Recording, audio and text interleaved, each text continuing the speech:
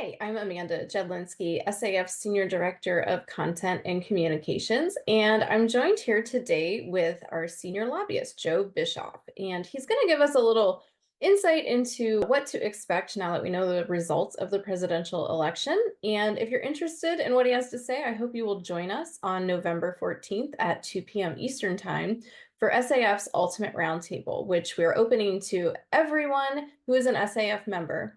Joe will be at the roundtable sharing more in-depth insights and also taking your questions. Thanks so much for joining us. It's just a few days after the election that we're recording this, and there's lots of questions about how a Trump administration will affect the floral industries. I think one of the biggest things he's talked about is his tariff plan. He's promised a renewed emphasis on tariffs on imported goods, and that obviously could directly impact the floral industry, which imports hard goods from overseas. So, how likely is it that Trump's proposed tariffs will be implemented, and to what extent? So I think not only are we seeing a Trump administration wanting to come in and be aggressive and potentially double down on some of what they did around China and China tariffs in the last administration, but I think they're going to be further emboldened by Congress. And I think the odds are pretty high that rapidly after they get into office, we're going to see some action around China. They've talked about tariffs anywhere from 60 to 100%. You may recall that in the last Trump administration, it was a 25% tariff. Most of those have stayed in place.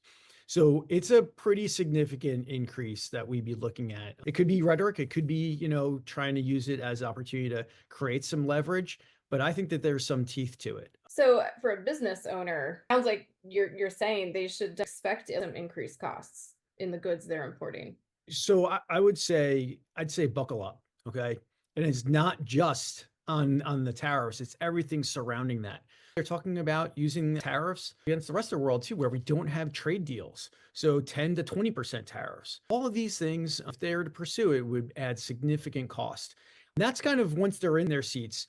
But before that, right now, there's a whole all areas of industry that are looking to bring in product before the administration is in. And so that is likely going to affect prices and shipping and freight in the months ahead. So there's a lot of uncertainty, and that brings concern. I guess it also brings opportunity, but a lot to think about here. So are they scrambling right now to get as much product as they can before these potential cost increases hit? That's what we're expecting. I do know that Mhm. some industries are seeing that already, where freight costs are already increasing. I'm hearing that kind of the frenzy to make sure that you're locking in freight prices, that you have access to containers, that's picking up in rapid fashion. Okay. Now, moving on to EPA regulations. The Trump administration is expected to modify or reverse Biden era regulations. And obviously, these could affect US growers' compliance requirements, maybe easing some restrictions, but also possibly leading to increased environmental scrutiny for growers who, are working hard to produce sustainable products. So I'm just curious what specific regulations the floral industry should be keeping their eye on that might be modified or reversed. And, would those benefit them or challenge them? The term here that we're sticking with is uncertainty because, we've been making a lot of progress working with EPA around being compliant with the Endangered Species Act as it relates to pesticides. Mhm. It's not perfect. We've got our concerns, but the reason why industry has been so kind of trying to work and move things forward with EPA is because when it comes to pesticides, the registrants or the chemical companies have been losing, and EPA has been losing in the courts, and potential for product vacatures have been coming because environmental groups suing and saying, hey, you're not compliant with the Endangered Species Act, and the agency is not. So Mhm. if they unwind, which I do think there's some potential there, because you do have some grower groups who are like, hey, we don't like what's going on, and not that they're offering alternatives, but they're saying we don't like this.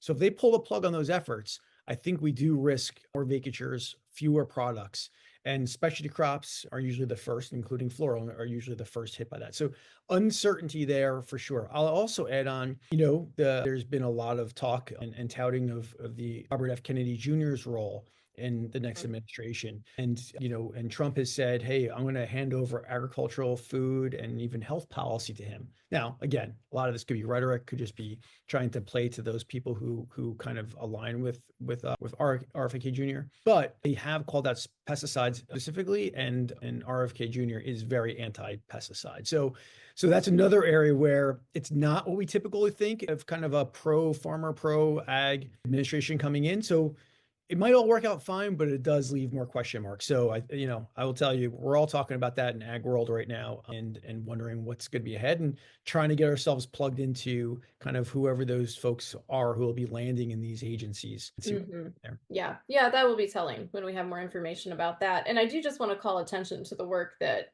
Cornerstone and yourself have been doing with the EPA to get input from SAF growers and a whole alliance of growers to help inform the EPA on their policies. That's been really great work that's been done. Thank you. I appreciate that. Okay. Well, now I kind of want to shift to the remainder of this year. I Yeah. know that there's very limited congressional days left in the calendar, but what are your expectations for the lame duck session? There's a natural disaster package being considered, the GSP is trying to get worked in, and the Farm Bill is looking at an extension because its renewal has not happened. I think a lot of this is going to come down to what does the incoming administration signal to House Republicans in particular, also Senate, but particularly House Republicans. So what do they want to get done and get off the table? And what do they say, we don't want you to move on that until we're in those seats? So I would say Farm Bill, probably not going to happen.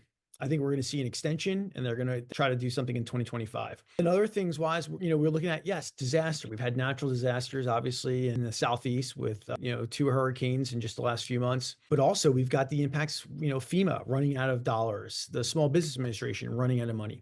That's going to have to be dealt with. So they're going to have to deal with that. And then we've also got to figure out our funding for FY25. There's a continuing resolution that takes us into early December. Congress is going to have to deal with that. My guess is that gets kicked to next year. They'll probably extend it to March 2025, because I think the Trump administration is going to want to have its hands on that. Mhm. So I think we're going to have to see what they're signaling in the next week or so, or a couple weeks, and we might have a better sense then. But yeah, I think we're going to have to watch. My guess is, particularly with Republicans taking the Senate, the presidency, and we fully expect the House, we should in Yeah. a few days. Why are they going to cut deals with Democrats when they can have it all and make call shots in 2025? Yeah, I know you will have your ear to the ground, and like you said, when you join us next Thursday on November 14th for our ultimate roundtable, there might be some more developments that are a little more telling, in the direction that we're headed. Yep. Thanks a lot, Amanda. All right, thanks for your time.